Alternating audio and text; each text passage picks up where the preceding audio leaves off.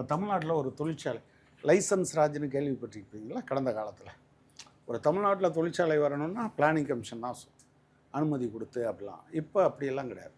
யார் வேணாலும் தொழிலை ஆரம்பிச்சுக்கலாம். அப்போ மாநில அரசாங்கம் தொழிலுக்கு போய் வெளிநாட்டிலேருந்து வாங்கன்னு கூப்பிட்டு வந்தால் அதில் 2 விஷயம் இருக்குது. முன்னால் தொழில்கள் வரும்போது அதுக்கு ஒரு 2-3 ஃபேக்டர் இருக்கும். அந்த ஃபேக்டரில் ஒன்று வந்து நீங்கள் வந்து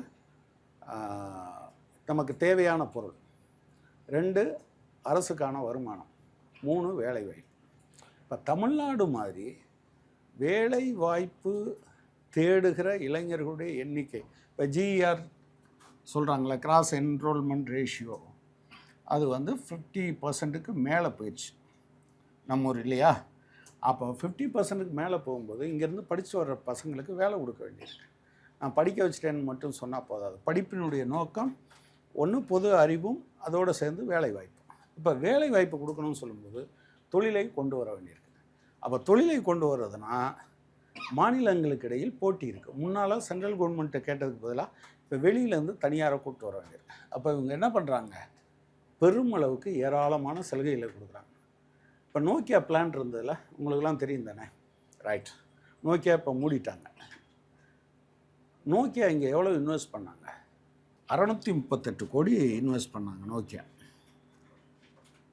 நம்ம அப்படித்தானே பேசுவோம். 238 கோடி, முதல்ல ஒரு 300, அப்புறம் வந்து 368, 338, 638 கோடி இன்வெஸ்ட் பண்ணாங்க.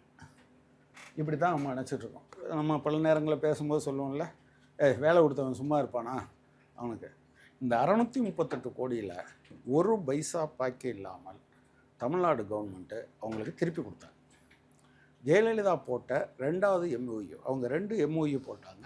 2வது போட்ட MOUவில் மெமரண்டம் ஆஃப் அண்டர்ஸ்டாண்டிங்கில் மொத்த தொகையும் திருப்பி கொடுக்குறது அப்படின்னு. ஸோ அப்போ என்ன பண்ணாங்கன்னா, நோக்கியா ஃபோன் இங்கே விற்றா, அதை தமிழ்நாட்டுக்குள்ளே விற்றா, அதை வந்து அதுக்கு என்ன கிடையாது, அதுக்கு அப்போ வேல்யூ ஆடட் டேக்ஸ் இருந்தது. அதை ஃபுல்லாக அவங்களுக்கு திருப்பி கொடுத்துடணும். வெளி மாநிலங்களில் விற்றா சென்ட்ரல் எக்ஸைஸ் டியூட்டி இருந்தது. அதை அவங்க கட்டிடுவாங்க.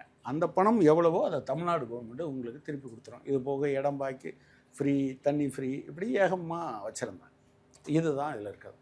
ஸோ இவ்வளோ பெரிய கஷ்டத்துக்கு இடையில் ஒரு ஸ்டேட் கவர்மெண்ட் ரன் பண்ணுறதுக்கு, எனி ஸ்டேட் கவர்மெண்ட் அவங்களுக்கு வந்து கடன் இல்லாமல் அவங்களால என்ன பண்ண முடியாது, பண்ணவே முடியாது.